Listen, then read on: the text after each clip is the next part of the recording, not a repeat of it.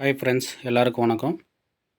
So இன்றைக்கி பார்க்க போகிற டாபிக் எஸ்ஆர்பி டிஆர்பிக்கான டாபிக் கூட்டுறவு கடன் மற்றும் வங்கியியல்.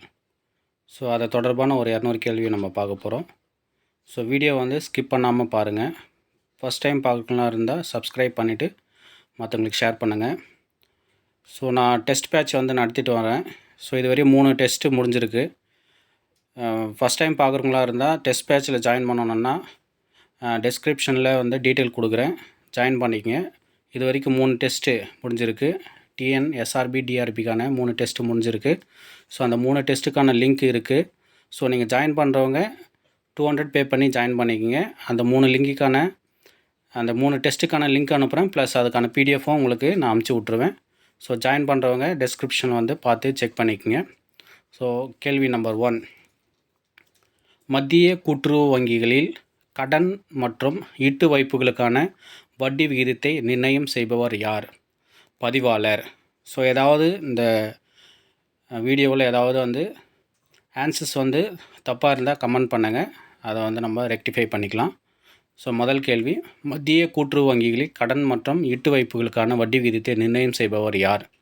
பதிவாளர். இரண்டாவது கேள்வி, இந்தியர்களால் இந்தியர்களால் நிர்வகிக்கப்படும் முதல் வங்கி என்ற பெருமை பெற்ற வங்கி எது? பஞ்சாப் நேஷனல் வங்கி. மூன்றாவது கேள்வி, ஸ்டேட் பேங்க் ஆஃப் இந்தியா தேசியமயமாக்கப்பட்ட ஆண்டு எது? 1/7/1955. நான்காவது கேள்வி, 14 தனியார் வங்கிகள் தேசியமயமாக்கப்பட்ட ஆண்டு எது? 19/7/1969. ஐந்தாவது கேள்வி, national bank for agricultural and rural development NABARD உருவாக்கப்பட்ட ஆண்டு எது? 12/7/1982. ஆறாவது கேள்வி, 1980ஆம் ஆண்டு எத்தனை வங்கிகள் தேசியமயமாக்கப்பட்டன? 6 வங்கிகள். ஏழாவது கேள்வி, ரிசர்வ் பேங்க் ஆஃப் இந்தியா எந்த குழுவின் பரிந்துரைப்படி உருவானது? மத்திய வங்கி விசாரணை குழு. எட்டாவது கேள்வி, ரிசர்வ் பேங்க் ஆஃப் இந்தியாவின் முதல் கவர்னர் யார்? Sir O.A. ஸ்மித். ஒன்பதாவது கேள்வி, கீழ்க்கண்டவற்றில் 2 அடுக்கு முறையில் இயங்குகின்ற சங்கம் எது? நீண்டகால கடன் சங்கங்கள். ஸோ டெஸ்ட்டில் 4 ஆப்ஷன்ஸ் கொடுத்துருப்பேன். ஸோ அதில் பார்த்திங்க அப்படின்னா எது நீண்டகால கடன் 2 அடுக்கு முறையில் இயங்குகிற சங்கம் பார்த்திங்க அப்படின்னா நீண்டகால கடன் சங்கங்கள், அதான் எல்டி பேங்க்குன்னு சொல்லுவாங்க. நிலவள வங்கிகள் தான் பார்த்திங்கன்னா 2 அடுக்கு முறையில் செயல்படுது. 10வது கேள்வி, தமிழ்நாடு தொழில் கூட்டுறவு வங்கி இந்தியாவில் பதிவு செய்யப்பட்ட ஆண்டு எது? 13/9/1961. 11வது கேள்வி, தமிழ்நாடு தொழில் கூட்டுறவு வங்கி எந்த ஆண்டு முதல் செயல்பட்டு வருகிறது? 1962. 12வது கேள்வி, 1949ஆம் ஆண்டு வங்கி ஒழுங்குமுறை சட்டம் கூட்டுறவு வங்கிகளுக்கு அமல்படுத்தப்பட்ட ஆண்டு எது? 1966. ஸோ இப்போ நீங்கள் பார்க்குற கொஷின் ஆல்ரெடி டெஸ்ட்டு எழுதி முடித்தவங்களான அந்த பிடிஎஃப் தான் இப்போ பார்க்குறீங்க. ஸோ இதோட கொஷின்ஸ் எப்படி இருக்குன்னு பார்த்துட்டு டெஸ்ட் பேட்சில் ஜாயின் பண்ணுறதா வேணாம் டிசைட் பண்ணிக்கங்க. 13வது கேள்வி, தமிழ்நாட்டின் முதல் மைய வங்கி மதுரை ராமநாதபுரம் மாவட்ட மத்திய கூட்டுறவு வங்கியின் பெருந்தலைவராக பொறுப்பேற்றவர் யார்? ராவ் பகதூர் ஜி சீனிவாச ராவ். 14வது கேள்வி, தமிழ்நாட்டில் உள்ள 39 மாவட்டங்களில் எத்தனை மாவட்ட மத்திய கூட்டுறவு வங்கிகள் உள்ளன? 23. ஸோ இந்த 14வது கேள்வி செக் பண்ணிக்கங்க. ஒரு சிலர் 24 சொல்கிறாங்க, ஒரு 23ன்னு சொல்கிறாங்க.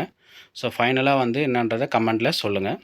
15வது கேள்வி, இந்திய தொழில் நிதி கழக சட்டம் இயற்றப்பட்ட ஆண்டு 1948. 16வது கேள்வி, பிணைய கடன்களின் அளவு பிணையமாக தரப்படும் சொத்தின் சந்தை மதிப்பில் எத்தனை சதவீதத்திற்கு மிகக்கூடாது? 75%. 17வது கேள்வி, மாநில கூட்டுறவுத்துறை பதிவாளரால் எல்லா வகையான கூட்டுறவு வங்கிகளும் ஆண்டிற்கு ஒரு முறையோ அல்லது தேவைப்படும் போது ஆய்வு செய்திட தமிழ்நாடு கூட்டுறவு சங்கங்களின் சட்டம் 1983இன் எந்த பிரிவு அனுமதிக்கிறது? பிரிவு 82. 18வது கேள்வி, தேசிய கூட்டுறவு வளர்ச்சிக் கழகம் நேஷனல் கோஆபரேட்டிவ் டெவலப்மெண்ட் கார்ப்பரேஷன் மத்திய அரசால் ஏற்படுத்தப்பட்ட ஆண்டு 1963. 19வது கேள்வி, பொதுவாக வங்கிகளின் பெறும் வைப்புகளின் வகைகள் எத்தனை? 4. 20வது கேள்வி, மாநில நிதி கழகங்களின் சட்டம் ஸ்டேட் ஃபினான்ஸ் கார்ப்பரேஷன் ஆக்ட் பாராளுமன்றத்தில் இயற்றப்பட்ட ஆண்டு 1951. 21வது கேள்வி, 1920இல் முதல் நிலவள வங்கி எந்த மாநிலத்தில் ஆரம்பிக்கப்பட்டது? பஞ்சாப். 22வது கேள்வி, தமிழ்நாட்டில் முதல் மத்திய கூட்டுறவு வங்கி 1913ஆம் ஆண்டு எங்கு ஆரம்பிக்கப்பட்டது? மதுரை. 23வது கேள்வி, காப்புத் தொகையானது கூட்டுறவு வங்கிகள் ஒவ்வொரு ஆண்டும் ஈற்றுகின்ற நிகர லாபத்தில் எத்தனை சதவீதத்திற்கு குறையாமல் ஒதுக்கீடு செய்கின்றன? 20%. 24வது கேள்வி, சரியான இணையை தேர்ந்தெடுக்க. அனைத்திந்திய மாநில கூட்டுறவு வங்கிகள் இணையம் 1964, விஜய ராகவாச்சாரியார் குழு 1940, கிராமிய வங்கியியல் விசாரணை குழு 1949. இது எல்லாமே சரிதான். 25வது கேள்வி, கூட்டுறவு சங்கங்களின் பரிந்துரையின் அடிப்படையில் மாவட்டத்திற்கு 1 அல்லது 2 கிராம கூட்டுறவு வங்கிகள் அனுமதிக்கப்பட்டது எந்த ஆண்டில்? 1955. 26வது கேள்வி, விவசாய நிதி உதவி கழகம் தொடர்பான சரியான விடையை கூறுக. கிராம மக்களுக்கு கடன் வழங்குகிறது. 1968ஆம் ஆண்டு தொடங்கப்பட்டது. விவசாய கடன் வழங்கும் நிறுவனங்களுக்கு கடன் வழங்குகிறது. இது எல்லாமே கரெக்டு தான். 27வது கேள்வி, நரசிம்மன் குழுவின் பரிந்துரையின்படி எந்த வருடம் மண்டல கிராம வங்கிகள் தொடங்கப்பட்டது? 26/9/1975. 28வது கேள்வி, விவசாய மறுநிதி கழகத்தை நிர்வகிக்கும் நிர்வாக குழுவில் டேஷ் உறுப்பினர்கள் உள்ளனர்? 9 உறுப்பினர்கள் உள்ளனர். 29வது கேள்வி, விவசாய மறுநிதி கழகம் எந்த காரணத்திற்காக மறுநிதி வழங்குகிறது? பிரச்சனைகளை தீர்வு காண குழுக்களை அமைத்தல், தானிய சேமிப்பு, கிடங்குகள் கட்டுதல், ஆப்பிள் பயிரிடுதல். இது எல்லாத்துக்குமே பார்த்திங்கன்னா நிதியுதவியை வழங்குறாங்க. 30வது கேள்வி, தேசியமயமாக்கப்பட்ட வங்கிகள் எந்த வருடத்தில் இருந்து விவசாய கடன்களை வழங்குகிறது? 1969. 31வது கேள்வி, மண்டல கிராம வங்கிகள் தொடர்பான தவறான விடையை கண்டறிக. இதன் செயல்பாடுகள் வணிக வங்கியிடமிருந்து மாறுபட்டிருக்கும். 32வது கேள்வி, முன்னோடி வங்கி திட்டம் பற்றிய தவறான விடையை அறிக.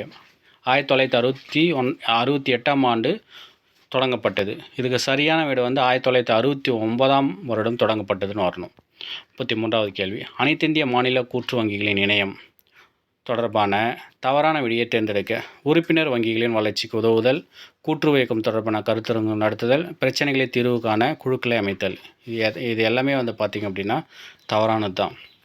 34வது கேள்வி, நகர கூட்டுறவு வங்கிகள் மற்றும் நகர்ப்புற கடன் சங்கங்களின் தேசிய இணையம் ஏற்படுத்தப்பட்ட ஆண்டு? 1977.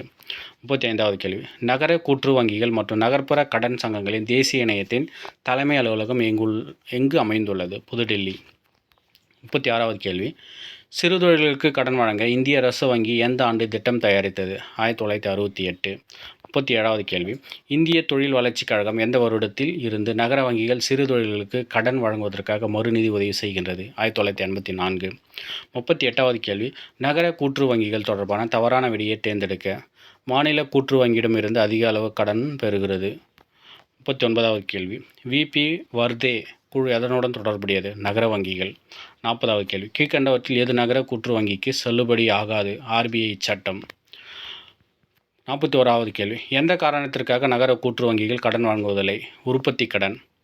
42வது கேள்வி, தமிழ்நாடு மாநில தொழில் கூட்டுறவு வங்கி எப்பொழுது ஏற்படுத்தப்பட்டது? 1961. 43வது கேள்வி, PN டோமரிக் குழு யாரால் நியமிக்கப்பட்டது? இந்திய ரிசர்வ் வங்கி. 44வது கேள்வி, நகர வங்கிகள் யாருக்கு கடன் வழங்கலாம்? ஆ மற்றும் ஆ வகுப்பு உறுப்பினர்கள். 45வது கேள்வி, ஸ்வர்ண ஜெயந்தி கிராம ஸ்வரோஸ்கர் யோஜனா எப்பொழுது தொடங்கப்பட்டது? 1/4/1999. 46வது கேள்வி, தமிழ்நாடு மாநில தொழில் கூட்டுறவு வங்கியின் செயல் எல்லை என்ன? தமிழ்நாடு முழுவதும். 47வது கேள்வி, தமிழ்நாடு மாநில தொழில் கூட்டுறவு வங்கியின் தலைமை அலுவலகம் எங்கு அமைந்துள்ளது? சென்னை. 48வது கேள்வி, சுய உழைப்பாளிகளை கிராமந்தோறும் தேர்வு செய்ய நியமிக்கப்படும் 3 நபர் குழுவில் உறுப்பினர் அல்லாதவர் எவர்? கிராம நிர்வாக அலுவலர். 49வது கேள்வி, யாருடைய தலைமையில் விவசாய கடன்களை ஆராய இந்திய ரிசர்வ் வங்கி குழுவை நியமித்தது? குஸ்ரோ. 50வது கேள்வி, அகில இந்திய மாநில நிலவள வங்கிகளின் இணையம் ஏற்படுத்தப்பட்ட ஆண்டு? 1970. 51வது கேள்வி, அகில இந்திய கிராம கடன் மதிப்பீட்டு குழு நீண்டகால கடன் முறை வெற்றியடைய தன்னுடைய பரிந்துரைகளை சமர்ப்பித்த வருடம்? 1954. 52வது கேள்வி, அகில இந்திய மாநில நிலவள வங்கிகளின் இணையத்தில் எவர் உறுப்பினர் அல்ல? வெளிநாட்டு வங்கி. 53வது கேள்வி, பணியாளர் கூட்டுறவு சிக்கன நாணய சங்கம் தொடர்பான தவறான விடையை தேர்ந்தெடுக்க. தற்காலிக ஊழியர்களும் ஆ வகுப்பு உறுப்பினராகலாம். 54வது கேள்வி, சிறு மற்றும் குறு விவசாயிகளுக்கு நீர்ப்பாசன வசதிகளுக்காக உழவர் பணி கூட்டுறவு சங்கத்தின் மூலம் எந்த ஆண்டு முதல் நீண்டகால கடன்கள் வழங்கப்படுகிறது? 1985. 55வது கேள்வி, விவசாய சேவை சங்கங்களை பரிந்துரைத்த குழு DA பாய் குழு. 56வது கேள்வி, இந்திய அளவில் உழவர் பணி சங்கங்கள் எந்த ஆண்டு முதல் செயல்படத் தொடங்கியது? 1976. 57வது கேள்வி, அனைத்திந்திய மாநில கூட்டுறவு வங்கிகள் இணையம் தொடங்கப்பட்ட வருடம்? 1964. 58வது கேள்வி, அனைத்திந்திய மாநில கூட்டுறவு வங்கியின் உறுப்பினர் யார்?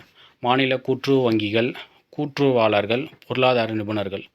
ஸோ எல்லாருமே வந்து அனைத்திந்திய மாநில கூட்டுறவு வங்கியின் உறுப்பினர்கள் தான். 59வது கேள்வி, அனைத்திந்திய கூட்டுறவு வங்கிகள் இணையம் தனது நிதி வசதியை எவ்வாறு பெறுவதில்லை? கடன். 60வது கேள்வி, கூட்டுறவு வங்கிகளின் வணிக வங்கிகளுக்கு நிகரான பணிகளை செய்வதற்காக கூட்டுறவு வங்கிகளின் அகில இந்திய பரஸ்பர திட்டம் எந்த ஆண்டு கொண்டு வரப்பட்டது? 1965. 61வது கேள்வி, விவசாயம் மற்றும் பிரதம கூட்டுறவு ஊரக வளர்ச்சி வங்கியின் பணி என்ன? நீர் இறைக்கும் இயந்திரம் வாங்க கடன், உறுப்பினர்களை நீக்குதல், வரவு செலவுகளுக்கு அனுமதி அளித்தல். இது எல்லாமே வந்து பிரதம கூட்டுறவு ஊரக வளர்ச்சியின் பணிகள். 62வது கேள்வி, கறவை மாடுகள் வாங்க பிரதம கூட்டுறவு விவசாய மற்றும் ஊரக வளர்ச்சி வங்கியிடமிருந்து பெற்ற கடன் எத்தனை வருடங்களுக்குள் திருப்பி செலுத்த வேண்டும்? 5 வருடங்களுக்குள். 63வது கேள்வி, கீழ்கண்டவற்றில் எதற்கான தவணைக்காலம் 7 ஆண்டுகள்? டிராக்டர் வாங்க கடன், நீர் இறைக்கும் இயந்திரம் வாங்க கடன். ரெண்டுத்துக்குமே தவணைக்காலம் 7 ஆண்டுகள். A மற்றும் B. 64வது கேள்வி, சரக்கு இருப்பு கடன் பெறுபவர் மொத்த கடன் தொகையில் எத்தனை சதவீதத்தை பங்காக எடுத்து இருக்க வேண்டும்? 5%. 65வது, சரக்கீட்டு கடனின் தவணைக்காலம் 1 வருடம். 66வது கேள்வி, எத்தனை தொழில்கள் இந்திய ரிசர்வ் வங்கியால் பிரிவு 22 கீழ் நகர்ப்புற வங்கிகளில் கடன் பெற அங்கீகரிக்கப்பட்டுள்ளது? 22. 67வது கேள்வி, நகர வங்கியை தொடங்குவதற்கான குறைந்தபட்ச உறுப்பினர்களின் எண்ணிக்கை 300. 68வது கேள்வி, கிராம மற்றும் குடிமை தொழில்களுக்கு வட்டியில் எத்தனை சதவீதம் தமிழ்நாடு மாநில தொழில் கூட்டுறவு வங்கி சலுகை வழங்குகிறது? 1%. 69வது கேள்வி, தமிழ்நாடு மாநில தொழில் கூட்டுறவு வங்கியிடமிருந்து கடன் பெற தகுதி உள்ளவர்? தோல் பதனிடுதல், தையல் தொழில், தேநீர் விடுதி. AB மற்றும் C மூணுமே வந்து தகுதியானவர்கள் தான். 70வது கேள்வி, கைத்தறி தொழிலுடன் எத்தனை சிறு தொழில்கள் தேசியமயமாக்கப்பட்ட வங்கியின் மறுநிதி உதவியை பெறுகின்றன? 25. 71வது கேள்வி, சேமிப்பு பழக்கத்தை உருவாக்குவதுடன் கீழ்க்கண்ட எந்த சமூக பணிகளை சுய உதவிக்குழுக்கள் செய்கின்றன? குடிநீர் வசதியை ஏற்படுத்துதல், கழிப்பிட வசதிகளை ஏற்படுத்துதல், கிராமப்புறங்களில் வேலைவாய்ப்புகளை உருவாக்குதல். எல்லாத்தையுமே வந்து பார்த்திங்கன்னா சுய உதவிக்குழுக்கள் வந்து செய்கின்றன. 72வது கேள்வி, கீழ்கண்டவைகளில் எவை மாநில கூட்டுறவு விவசாய மற்றும் ஊரக வளர்ச்சி வங்கியின் உறுப்பினர்? தொடக்க கூட்டுறவு விவசாய மற்றும் ஊரக வளர்ச்சி வங்கி, அரசு. இவங்க 2 பேருமே வந்து LD பேங்கோட மெம்பர்ஸ். 73வது கேள்வி, மாநில கூட்டுறவு விவசாயம் மற்றும் ஊரக வளர்ச்சி வங்கி நிதி ஆதாரம் என்ன? பங்கு மூலதனம், நுழைவு கட்டணம், வைப்புகள். இது மூணுமே வந்து LD பேங்கோட நிதி ஆதாரங்கள். 74வது கேள்வி, மாநில நிலவள வங்கி எவரிடமிருந்து நிதி பெறுகின்றது? உலக வங்கி. 75வது கேள்வி, எந்த வருடம் நிலவள வங்கிகள் நிரந்தர வைப்புகளை பெற அனுமதிக்கப்பட்டது? 1971. 76வது கேள்வி, ஒரு வருட வைப்புகளுக்கு நிலவள வங்கிகள் வழங்கும் வட்டி விகிதம் 7%. 77வது கேள்வி, விவசாய மறுநிதி மற்றும் வளர்ச்சி கழகத்தின் உறுப்பினரை கண்டறிக. இந்திய ரிசர்வ் வங்கி, நிலவள வங்கி. A மற்றும் C. 78வது கேள்வி, எந்த வருடத்தில் இருந்து விவசாய மறுநிதி மற்றும் வளர்ச்சி கழகம் இந்திய ரிசர்வ் வங்கியின் கடனை பெறுகிறது? 1971 முதல். 79வது கேள்வி, பிரதம நிலவள வங்கிகள் எதற்காக கடன் அளிக்கின்றன? சிறுநீர் பாசனம், நில அபிவிருத்தி திட்டங்கள், இயந்திரங்கள் வாங்குவதற்காக. 80வது கேள்வி, பணியாளர் கூட்டுறவு சிக்கன நாணய சங்கங்கள் எதற்காக கடன் வழங்குகின்றன? வீடு வாங்க, நிலம் வாங்கி வீடு கட்டுதல் மேற்கூறிய அனைத்தும். 81வது கேள்வி, பணியாளர் கூட்டுறவு சிக்கன நாணய சங்கங்கள் வழங்கும் கடனுக்கு எத்தனை சதவீதம் வட்டி வசூலிக்கப்படுகிறது? 10.11%. 82வது கேள்வி, பணியாளர் கூட்டுறவு சிக்கன நாணய சங்கங்கள் பணியாளர்களுக்கு வழங்கும் கடனின் உச்சபட்ச அளவு எதை அடிப்படையாக கொண்டது? சம்பளம் மற்றும் பங்குத்தொகை. A மற்றும் B. 83வது கேள்வி, கூட்டுறவு சங்கங்கள் சட்டம் 1904 எந்த வகையான வங்கிகளை பதிவு செய்ய அனுமதி அளித்தது? கூட்டுறவு வங்கி. 84வது கேள்வி, விவசாய சேவை சங்கங்கள் எந்த வகையான வைப்புகளை பெற இயலும்? சேமிப்பு வைப்பு, நடப்பு வைப்பு, நிலையான வைப்பு. A, B மற்றும் C மூன்றுமே. 85வது கேள்வி, வங்கியியல் ஒழுங்காற்றுச் சட்டத்தின் எந்த பிரிவு வங்கி கம்பெனிகள் வங்கி தொழிலை மேற்கொள்ள அனுமதி அளிக்கிறது? பிரிவு 6. 86வது கேள்வி, தேசிய விவசாய மற்றும் கிராம வளர்ச்சி வங்கியால் மாநில கூட்டுறவு வங்கிகளுக்கு வழங்கப்படும் வட்டி குறுகிய கால கடன்களை விட எத்தனை சதவீதம் குறைவு? 2%. 87வது கேள்வி, கூட்டுறவு வங்கிகளின் சேவைகள் எவை? பாதுகாப்பு பெட்டக வசதி செய்தல், ஆயுள் காப்பீட்டுக் கழக சந்தா தொகையினை வசூலித்தல். A மற்றும் B இரண்டுமே. 88வது கேள்வி, கீழ்க்கண்ட எந்த நிறுவனம் கூட்டுறவு வங்கியில் ஆய்வு செய்ய இயலும்? இந்திய அரசு வங்கி, விவசாய மற்றும் கிராம மேம்பாட்டு தேசிய வங்கி, மாநில கூட்டுறவு வங்கி. மேற்கூறிய அனைத்தும். 89வது கேள்வி, கீழ்க்கண்ட எந்த இடங்களில் பெரும் பல்நோக்கு கூட்டுறவு சங்கங்கள் உள்ளன? மசினக்குடி, ஏலகிரி 2 இடத்துலையும். 90வது கேள்வி, பெரும் பல்நோக்கு கூட்டுறவு சங்கங்களால் வைப்புகளுக்கு வழங்கப்படும் வட்டி வீதம் மற்ற வங்கிகளை விட எத்தனை சதவீதம் அதிகம்? 2.5% அதிகம். 91வது கேள்வி, 91 பெரும் பல்நோக்கு கூட்டுறவு சங்கங்களை தொடங்க பரிந்துரைத்த பாவா குழு எந்த வருடம் அறிக்கை சமர்ப்பித்தது? 1972. 92வது கேள்வி, என் மூளையும் உங்கள் பணமும் தான் வங்கி தொழில் என்று தனது அறிக்கையில் வங்கி தொழிலை பற்றி குறிப்பிட்ட குழு எது? பம்பாய் வங்கி விசாரணை குழு. 93வது, வங்கி பணிகளை இரு பெருங்கூறுகளாக பிரிக்கலாம். அவை தலையாய பணி, மற்ற பணிகள். 94வது கேள்வி, வங்கியியல் ஒழுங்குமுறை சட்டம் 1949 எந்த பிரிவின்படி வங்கியியல் என்பது பொதுமக்களிடமிருந்து வைப்புகள் திரட்டி அதனை கடன்களாக வழங்குதல் மற்றும் முதலீடுகள் மேற்கொள்ளும் நோக்கத்திற்காக பயன்படுத்துவதாகும். பிரிவு 5 உட்பிரிவு பி. 95வது கேள்வி, தொடக்க வேளாண்மை கூட்டுறவு கடன் சங்கம் விவசாய இடுபொருள் மற்றும் அத்தியாவசிய பொருள் வர்த்தகமும் செய்வதால் வங்கியியல் ஒழுங்குமுறை சட்டம் 1949 எந்த பிரிவின்படி வங்கி எனும் பெயரை பயன்படுத்த இயலாது? பிரிவு 8. 96வது கேள்வி, தமிழ்நாடு கூட்டுறவு சங்கங்களின் 1983 எந்த சட்டப்பிரிவின்படி ஒரு கடன் சங்கம் என்பது பதிவு செய்யப்பட்டு இருக்க வேண்டும்? பிரிவு 2 உட்பிரிவு 1 பி.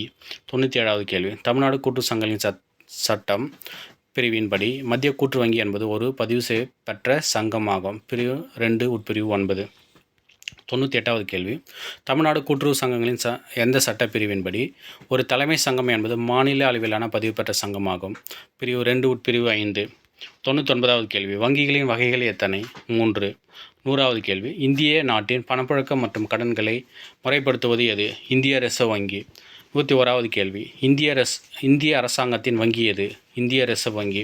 102வது கேள்வி, இந்தியாவின் அரசு வங்கி எது? State bank of India. 103வது கேள்வி, இந்தியாவின் மைய வங்கி எது? இந்திய ரிசர்வ் வங்கி. 104வது கேள்வி, இந்திய ரிசர்வ் வங்கி அளிக்கும் அங்கீகாரத்தின்படி வங்கிகள் எத்தனை வகைப்படும்? 2. 105வது கேள்வி, வங்கிகளின் பங்கு மூலதனம் தனியாரால் முதலீடு செய்யப்பட்ட பின் அவ்வங்கிகள் தனியார் வங்கிகள். 106வது கேள்வி, கூட்டுறவு வங்கிகள் அவற்றின் அமைப்பை பொறுத்து எத்தனை வகைகளாக பிரிக்கப்படுகின்றன? 3 வகைகளாக. 107வது கேள்வி, வங்கியின் பங்கு மூலதனத்தில் அரசின் பங்கு 51% அதற்கு கூடுதலாகவும் இருப்பின் அவ்வங்கிகள் தேசியமயமாக்கப்பட்ட வங்கிகள். 108வது கேள்வி, குறுகிய கால கூட்டுறவு கடன் கட்டமைப்பை எத்தனை அடுக்குகளாக செயல்படுகின்றன? 3 அடுக்குகளாக. 109வது கேள்வி, 1912ஆம் ஆண்டு கூட்டுறவு சட்டம் இயற்றப்பட்ட பின்னர் தமிழ்நாட்டில் சென்னை மத்திய நகர வங்கியாக இருந்த நகர வங்கி டேஷ் வங்கியாக மாநில கூட்டுறவு வங்கியாக பெயர் மாற்றப்பட்டது. 110வது கேள்வி, மத்திய கூட்டுறவு வங்கிகளுக்கு இடையே நிதி சமப்படுத்தும் நிறுவனமாக எது செயல்படுகிறது? மாநில கூட்டுறவு வங்கி. 111வது கேள்வி, state cooperative agricultural and rural development bank SCARDB என்பது தமிழ்நாடு கூட்டுறவு மாநில வேளாண்மை மற்றும் ஊரக வளர்ச்சி வங்கி. 112வது கேள்வி, நீண்டகால கூட்டுறவு கடன் அமைப்பு எது? தமிழ்நாடு கூட்டுறவு மாநில வேளாண்மை மற்றும் ஊரக வளர்ச்சி வங்கி. 113வது கேள்வி, primary cooperative agricultural and rural development banks PCARDBS என்பது என்ன? தொடக்க கூட்டுறவு வேளாண்மை மற்றும் ஊரக வளர்ச்சி வங்கிகள். 114வது கேள்வி, எந்த ஆண்டில் பஞ்சாபில் ஜங் என்னும் இடத்தில் முதல் நில அடமான வங்கி ஆரம்பிக்கப்பட்டது? 1920. 115வது கேள்வி, அப்போதைய சென்னை மாநிலத்தில் முதலாக காஞ்சிபுரத்தில் பிரதம நில அடமான வங்கி எப்போது தொடங்கப்பட்டது? 28/1/1925. 116வது கேள்வி, இவ்வங்கிகள் சாதாரண கடனீட்டு பத்திரங்கள், சிறப்பு அபிவிருத்தி கடனீட்டு பத்திரங்கள் மற்றும் கிராம கடனீட்டு பத்திரங்கள் என 3 வகையான கடனீட்டு பத்திரங்களை வெளியிடுகின்றன. மாநில கூட்டுறவு வேளாண்மை மற்றும் ஊரக வளர்ச்சி வங்கி. 117வது கேள்வி, கடனீட்டு பத்திர மீட்பு நிதியினை ஏற்படுத்தி அத்தொகையிலிருந்து கடனீட்டு பத்திரங்களை திரும்ப பெற்றுக்கொள்ளும் வங்கி எது? மாநில கூட்டுறவு வேளாண்மை மற்றும் ஊரக வளர்ச்சி வங்கி. 118வது கேள்வி, நகைக்கடன், சிறுதொழில் கடன்கள், வீட்டு வசதி கடன், மாற்றுத்திறனாளிகள் கடன், சிற்றுந்து வாகன கடன் போன்றவற்றை இவ்வங்கிகள் வழங்குகின்றன. நகர கூட்டுறவு வங்கிகள். 119வது கேள்வி, சிறு தொழில்களுக்கு நிதியுதவி செய்ய தனியாக ஏற்படுத்தப்பட்ட வங்கிகள் எது? தமிழ்நாடு தொழில் கூட்டுறவு வங்கிகள். 120வது கேள்வி, தமிழ்நாடு தொழில் கூட்டுறவு வங்கி ஆரம்பிக்கப்பட்ட ஆண்டு எது? 1961. 121வது கேள்வி, இந்தியாவிலேயே முதல் கூட்டுறவு நகர வங்கி 1904ஆம் ஆண்டில் அக்டோபர் மாதம் எங்கு ஆரம்பிக்கப்பட்டது? பெரிய காஞ்சிபுரம். 122வது கேள்வி. ஒரு பங்கிற்கு ஒரு வாக்கு என்ற அடிப்படையில் எங்கு நிர்வாகிகள் தேர்ந்தெடுக்கப்படுகின்றனர்? தனியார் வங்கிகள். 123வது கேள்வி. வங்கியின் பங்கு மூலதனம், காப்புத் தொகை மற்றும் வைப்பீடுகள் வங்கியின் உள் நிதி ஆதாரம். 124வது கேள்வி. வங்கிகளில் பராமரிக்கப்படும் நடப்பு கணக்குகள் மற்றும் சேமிப்பு கணக்குகளை டேஷ் வகைப்படுத்தப்படுகின்றன? குறைந்த விலை வைப்பீடுகளாக. 125வது கேள்வி. லாபத்தில் இயங்கும் மாவட்ட மத்திய கூட்டுறவு வங்கிகள் மற்றும் தலைமை கூட்டுறவு வங்கி தங்களது நிகர லாபத்தில் 5% தொகையை ஒதுக்குவதன் மூலம் இந்த நிதி அமைக்கப்பட்டு வலுப்பட்டு உள்ளது. தொடக்க கூட்டுறவு வளர்ச்சி நிதி. 126வது கேள்வி. தேசிய ஊரக வாழ்வாதார திட்டத்தின் கீழ் NRLM மாவட்ட மத்திய கூட்டுறவு வங்கிகள் மூலம் வழங்கும் கடன் எது? மகளிர் சுய உதவிக்குழு கடன். 127வது கேள்வி. கூட்டுறவு வங்கிகள் ஒவ்வொன்றும் தனது மொத்த நிகர கேட்பு மற்றும் கால பொறுப்புகளுக்கு இந்திய ரிசர்வ் வங்கி அவ்வப்போது அறிவிக்கும் அளவிற்கு ரொக்க கையிருப்பு பேண வேண்டும். இதற்கு டேஷ் என்று பெயர். ரொக்க கையிருப்பு வீதாச்சாரம் CRR கேஷ் ரிசர்வ் ரேஷியோ. 128வது கேள்வி.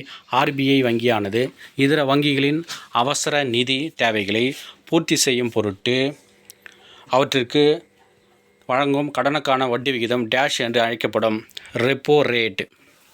129வது கேள்வி. வங்கிகள் தங்களிடம் உள்ள உபரி நிதிகளை RBI வங்கியில் ஈட்டு வைக்கும் பொழுது இதற்கு RBI வழங்கும் வட்டி டேஷ் ஆகும். Reverse repo rate. 130வது கேள்வி. வங்கியியல் ஒழுங்குமுறை சட்டம் எந்த பிரிவின்படி பிணையமாக கொடுக்கப்பட்ட சொத்தின் சந்தை மதிப்பு கடன் தொகைக்கு குறையாமல் இருந்தால் அக்கடன் பிணை கடன் எனப்படும். பிரிவு 5 உட்பிரிவு எண். 131வது கேள்வி. பிணையில்லா கடனை டேஷ் என்று பொதுவாக கூறலாம். வெற்றுக்கடன். 132வது கேள்வி. நகைக்கடன் 10 எனும் திட்டத்தின்படி அதிகபட்ச கடன் தொகை எவ்வளவு? 10 லட்சம். 133வது கேள்வி. கூட்டுறவு வங்கிகள் வழங்கும் நகைக்கடன்கள் மீது உருவாக்கும் பிணை எது? ஈடு பிளட்ஜ். 134வது கேள்வி. 70 வயதிற்குட்பட்ட அரசு மற்றும் பொதுத்துறை நிறுவனங்களில் பணிபுரிந்து ஓய்வு பெற்றவர்களின் ஓய்வூதியம் அல்லது குடும்ப ஓய்வூதியம் வங்கியின் கணக்குகளில் வரவு வைக்கப்படின் அவர்களுக்கு மருத்துவ செலவுகளுக்காக டேஷ் வழங்கப்படுகிறது. ஓய்வூதியதாரர்கள் கடன். 135வது கேள்வி. வாங்கும் பொருட்களின் விலை 90% அல்லது 12 மாத சம்பளம் இவற்றில் எது குறையவோ அத்தொகை கடனாக வழங்கப்படும். இல்ல தேவை கடன் அல்லது நுகர்வோர் கடன். 136வது கேள்வி. வாங்கும் பொருட்களின் விலையில் 85% அல்லது வங்கி நிர்ணயித்த அதிகபட்ச கடன் இவற்றில் எது குறைவோ அத்தொகை கடனாக வழங்கப்படும். கணினி கடன். 137வது கேள்வி. இந்திய ஆயுள் காப்பீட்டுக் கழகத்தில் என்டோமெண்ட் பாலிசிகளின் மீது அதன் ஒப்படைப்பு மதிப்பில் 75% அல்லது ரூபாய் 2 லட்சம் இதில் எது குறைவோ அந்த தொகையை சில கூட்டுறவு வங்கிகள் கடனாக அளிக்கின்றன. 138வது கேள்வி. கூட்டுறவு வங்கியில் வழங்கும் தனிநபர் கடன் எத்தனை மாத சம தவணைகளில் திரும்பச் செலுத்த வேண்டும்? 24 மாத சம தவணைகளில். 139வது கேள்வி. கூட்டுறவு வங்கியில் வழங்கும் இல்லத் தேவை கடன் அல்லது நுகர்வோர் கடனை அதிகபட்சமாக 60 மாதாந்திர தவணைகளில் திரும்ப செலுத்த வேண்டும். 140வது கேள்வி. கூட்டுறவு வங்கியில் ஆயுள் காப்பீட்டுக் கழக பாலிசிகள் மீது வழங்கும் கடனுக்கான வட்டி விகிதம் எவ்வளவு? 14%. 141வது கேள்வி. பிணை கடன்களின் வகைகள் எத்தனை? 4. 142வது கேள்வி. சொத்துரிமை மாற்றுச் சட்டம் 1882 எந்த பிரிவின்படி அடமானம் என்பதற்கு விளக்கம் தரப்பட்டுள்ளது? பிரிவு 58. 143வது கேள்வி.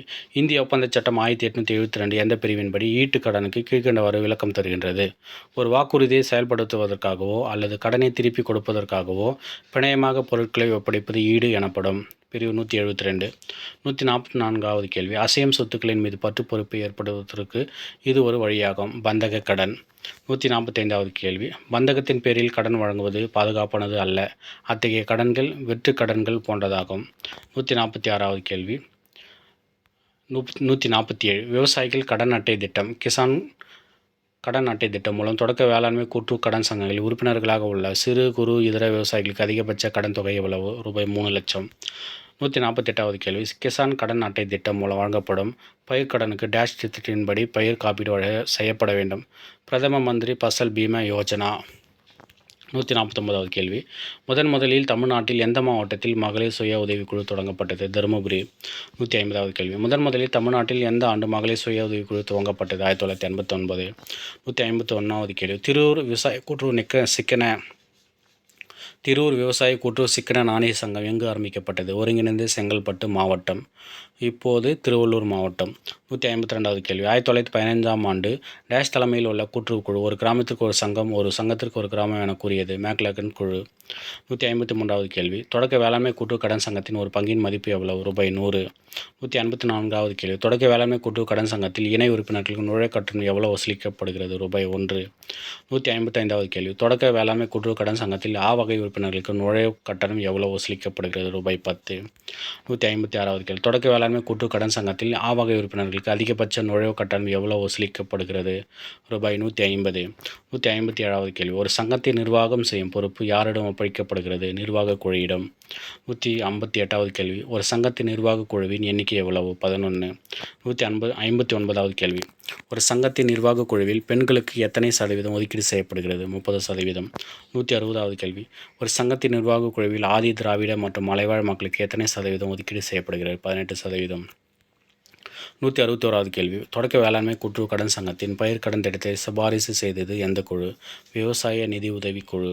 162வது கேள்வி 1945ஆம் ஆண்டு பம்பாய் மாநில அரசு டேஷ் என்பவரது தலைமையில் திரு DR காட்கில் என்பவரது தலைமையில் விவசாய நிதியுதவி குழு ஒன்றை நியமித்தது. 163வது கேள்வி அகில இந்திய கிராம கடன் மறு ஆய்வு குழு வெளியிட்ட ஆலோசனையின்படி ஒவ்வொரு வருடத்திலும் உறுப்பினர்கள் கடன் அளவை நிர்ணயிக்க ஒரு டேஷ் அமைக்கப்பட்டது. நுண்ணறிவு குழு அமைக்கப்பட்டது.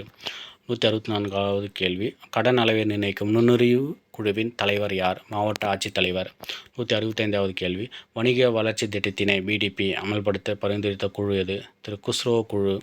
166வது கேள்வி வளர்ச்சிக்கான செயல் திட்டத்தினை டெவலப்மெண்ட் ஆக்ஷன் பிளான் DAP அறிமுகம் செய்தது யார்? மத்திய அரசும் நபார்டும். 167வது கேள்வி நாடு முழுவதும் ஒருங்கிணைந்த வளர்ச்சி பெற சேவை பகுதி செயல் திட்டம் சர்வீஸ் ஏரியா அப்ரோச் SCAA செயல்படுத்தப்பட்ட ஆண்டு 1/4/1989.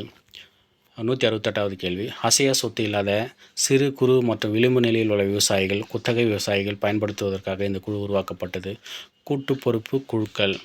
169வது கேள்வி விவசாய பட்டதாரிகளுக்கான திட்டம் இது. விவசாய பணிமனை மற்றும் வணிக மையம் ACABC. 170வது கேள்வி ஒருங்கிணைந்த கூட்டு வளர்ச்சி திட்டம் துவங்கப்பட்ட ஆண்டு 1985 to 86. 171வது கேள்வி வங்கி ஒழுங்குமுறை சட்டம் 1949 படி பண இருப்பு விகிதத்தை CRR பராமரித்தல் குறித்த சட்டப்பிரிவு பிரிவு 18.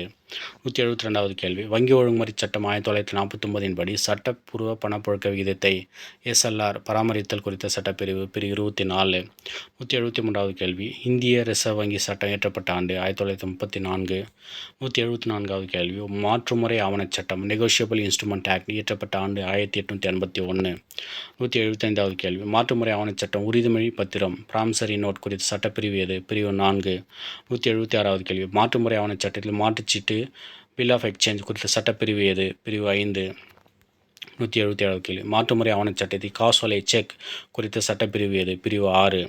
178வது கேள்வி சர்ஃபாசி ஆக்ட் இயற்றப்பட்ட ஆண்டு 2002.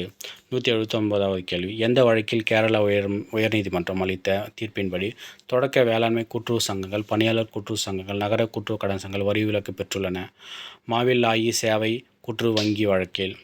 180வது கேள்வி 1949ஆம் ஆண்டு வங்கி ஒழுங்குமுறை சட்டம் பிரிவு 35A கீழ் இக்குறை தீர்க்கும் மையம் 14/8/1995 அமைக்கப்பட்டது. ஒம்போட்ஸ்மேன் பேங்கிங் ஒம்போட்ஸ்மேன். 181வது கேள்வி 90 நாட்களுக்கு மேல் தவணை தவறி நிலுவையில் உள்ள கடன் செயலற்ற சொத்துக்கள். 182வது கேள்வி நகர வங்கிகளின் 3வது அடுக்கு டயர் 3 10,000 கோடி வரை ஈட்டு வைப்பு உள்ள வங்கிகள். 183வது கேள்வி தேசிய மின்னணு பண பரிமாற்றம் செய்வதற்கு ஒரு கணக்கு எண்ணிலிருந்து மற்றொரு கணக்கு எண்ணிற்கு பண பரிவர்த்தனை செய்வதற்கு வரம்பு என்ன? எந்தவித பண அளவும் வரம்பும் கிடையாது. 184வது கேள்வி தேசிய மின்னணு பண பரிமாற்றம் NEFT செய்வதற்கான நேரம் என்ன? காலை 8 மணியிலிருந்து மாலை 7 மணி வரை. 185வது கேள்வி IFSC என்பது 11 இலக்க எண்ணாகும். 186வது கேள்வி IFSC இதன் முதல் 4 இலக்கங்கள் ஆங்கில எழுத்துக்கள் எதற்கு பயன்படுகிறது? வங்கியை அறிய. 187வது கேள்வி IFSC கடைசி 6 இலக்கங்கள் எண்களை கொண்டு அந்த வங்கியின் கிளையை அறிய பயன்படுகிறது. 188வது கேள்வி RTGS நிகழ்நேர மொத்த தீர்வு திட்டம் மூலம் எவ்வளவு பண பரிவர்த்தனை செய்யலாம்? ரூபாய் 2 லட்சம். 189வது கேள்வி RTGS மூலம் பணத்தை பெற்றுக்கொண்ட வங்கியானது 30 நிமிடத்திற்குள் வாடிக்கையாளர் கணக்கில் வரவு வைக்க வேண்டும். 190வது கேள்வி மாவட்ட மத்திய கூட்டுறவு வங்கி எந்த சட்டத்தின் மூலம் அமைக்கப்பட்டது? 1912 கூட்டுறவு சங்கங்களின் சட்டம். 191வது கேள்வி, மாநில கூட்டுறவு வங்கி ஏற்படுத்த வேண்டியதன் அவசியத்தை எந்த குழு பரிந்துரைத்தது? மெக்லகன் குழு. 192வது கேள்வி, மாநிலத்தில் உள்ள மத்திய கூட்டுறவு வங்கிகளுக்கு ஒரு நடுநிலைப்படுத்தும் நிறுவனம் எது? தமிழ்நாடு மாநில தலைமை கூட்டுறவு வங்கி. 193வது கேள்வி, தமிழ்நாடு மாநில கூட்டுறவு வங்கி பதிவு செய்யப்பட்ட ஆண்டு 1905. 194, தமிழ்நாடு மாநில கூட்டுறவு வங்கி செயல்பட துவங்கிய ஆண்டு 1906. 195வது, மாநில கூட்டுறவு வங்கியின் பங்கு ஒன்றின் மதிப்பு ரூபாய் 100. 196வது கேள்வி, ஒரு மாநில கூட்டுறவு வங்கி மொத்த பங்குத்தொகை, காப்புத்தொகை, காப்பு நிதி இவற்றின் கூட்டுத்தொகையைப் போல் 20 மடங்கு வரை கடனாக பெறலாம். 197வது கேள்வி, மாநில கூட்டுறவு வங்கியில் தேசிய இணையம் ஏற்படுத்தப்பட்ட ஆண்டு 1964. 198வது கேள்வி, முன்னோடி வங்கி திட்டம் லீட் பேங்க் ஸ்கீம் இந்திய ரிசர்வ் வங்கியால் ஆரம்பிக்கப்பட்ட ஆண்டு 1969. 199வது கேள்வி, விவசாய நிதியுதவி கழகம் அமைக்கப்பட்ட ஆண்டு 1968. 200வது கேள்வி, விவசாய மறுநிதி வளர்ச்சி கழகம் செயல்பட ஆரம்பித்த ஆண்டு 1963. நன்றி, வணக்கம்.